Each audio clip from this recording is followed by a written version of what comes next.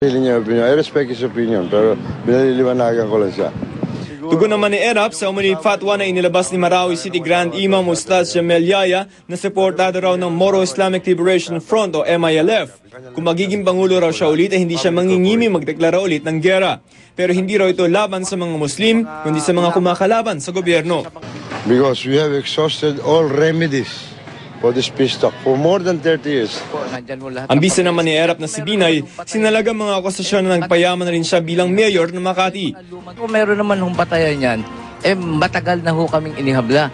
Mga lumang tuktukin na po yan Joseph Morong, nakatutok, 24 oras.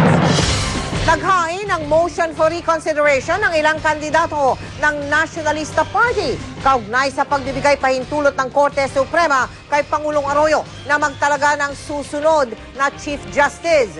Umaasa ang mga senatorial candidates na sina Adel Tamano, Lisa Maza, Saturo Campo, Tutso Ople at ang Kabataan Party List na magbabago pa ang desisyon ng Korte. Nangangamba silang baka mapagdudahan ang kredibilidad ng Korte Suprema sa mga kakaharaping kaso sa mga susunod na buwan gaya ng electoral protest.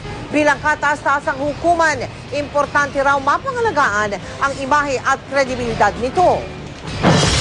Daang-daang miyembro ng Philippine Navy at Philippine Marines ang nagsimulang maglayag kaninang umaga. Bahagi po yan ang kanilang operasyon o pagkilos laban sa Abu Sayyaf. Kasama sa tinatawag na send-off ceremony ang ilan sa mga nanalo sa Binibining Pilipinas Beauty Pageant kamakailan. Nakatutok si Dano Tingkungko.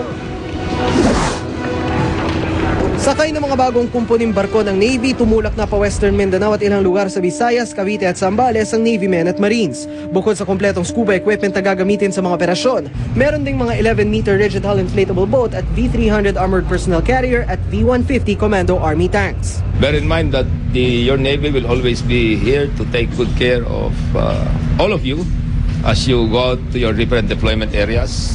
Mas malapit na raw ang Navy sa kanilang target pero aminado si Goles, modernisasyon pa rin daw ang susi sa tuluyan nilang pagpulbo sa mga kalaban ng gobyerno. We should have a Navy that can allow us to fight in a three-dimensional battle space, meaning up there, on the surface, and even on subsurface. Inspirasyon naman sa send-off ang mga Binibining Pilipinas titleist na sina Binibining Pilipinas Universe Maria Venus Raj, Binibining Pilipinas World Sarina Gat Bonton, at Binibining Pilipinas First Runner-Up Dayan Necio.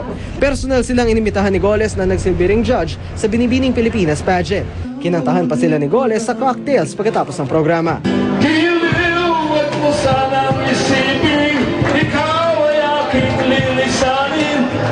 Tuwang-tuwa naman ang mga beauty queen. It's really heartwarming and we feel so happy na at least we're part of the send-off. Proud na proud ako sa kanila dahil sila yung mga tumutulong para sa pag-unlad ng bansa natin.